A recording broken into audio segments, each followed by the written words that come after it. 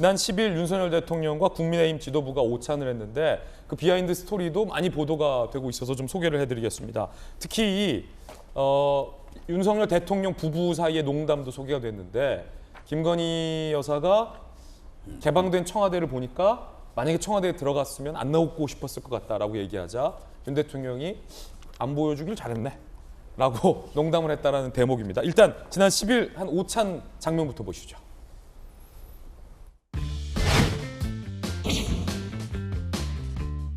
많이 오셨어요? 아니 뭐 차를 뭐 20시간씩 타고 이러니까요. 현장이 그렇습니다 지금. 요즘 뭐 저 오랜만에 친정 식구들 만나는 거.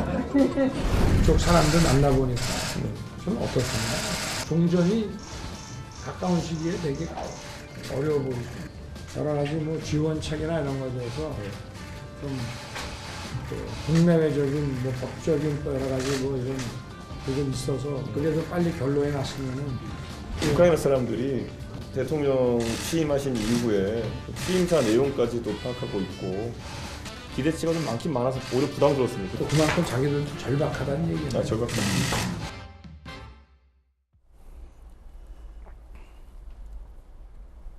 주기로 한 거 바로 주시죠. 그 대화, 부부간의 대화.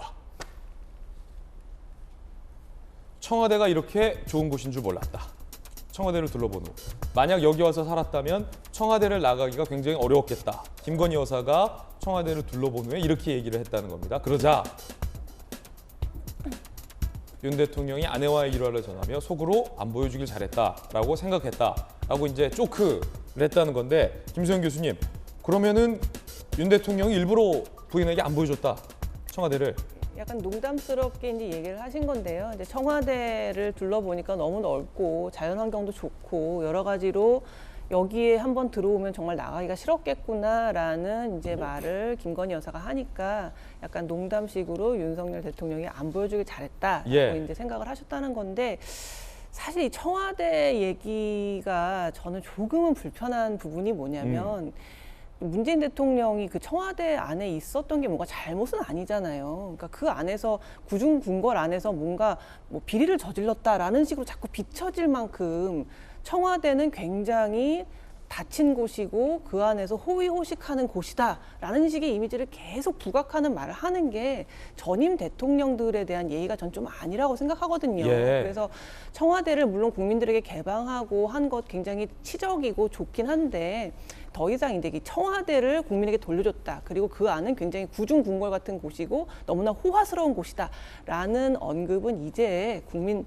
화합 차원에서 이제 그만 자제하시는 것이 좋지 않을까, 저는 그렇게 생각합니다. 그런가 하면 용산 집무실의 이름을 두고서도 국민의힘 지도부와 오찬해서 이런 아이디어가 나왔다고 합니다. 용궁.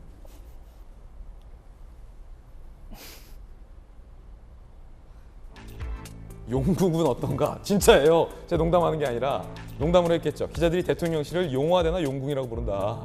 집무실에 기와가 없어 용화대는 안 맞으니 용궁은 어떠냐라고 이제 농담 삼아 누가 하니까 윤석열 대통령이 용궁은 중국집 같아 라고 얘기를 했다는 거예요. 진짜 진지하게 용궁을 건의하고 그런 건 아니었죠, 김병민 대변인님? 용산에 있으니까 처음에는 용화대 이런 얘기들을 기자들 사이에서 자연스럽게 나오니까 이제 그 기와가 없으니 용궁에 대한 얘기를 하게 된 건데, 백악관처럼 무슨 관 이런 이름은 어떨까 생각을 좀 해봤거든요. 국민자를 좋아하니까 국민관이 어떨까. 중국집 이름이 굉장히 많이 있지 않습니까? 그러니까 어떤 방식으로 얘기하든지 간에 좋은 이름들을 이미 중국집이 다 점하고 있다, 이런 우스갯소리를 하는 것 제가 아는 같다는 중국집에 진짜 생각이 용궁이 있어요. 아, 그래요? 맛있어요, 거기. 국민관 검색하면 엄청나게 나온다니까요. 예. 그래서 나오고 있는 5가지의 그 대통령실에 대한 이름들이 나오는데 속 100%확 마땅하게 생각하는 이름은 없지 않는가 싶고, 여전히 이제 많은 국민들의 관심 속에서 이런 일들이 새롭게 국민품으로 돌아가게 되는 대통령실 환원 절차가 착착 진행되는 것 같습니다. 소소한 에피소드들 많이 보도가 되고 있어서 저희들도 전해드렸고요.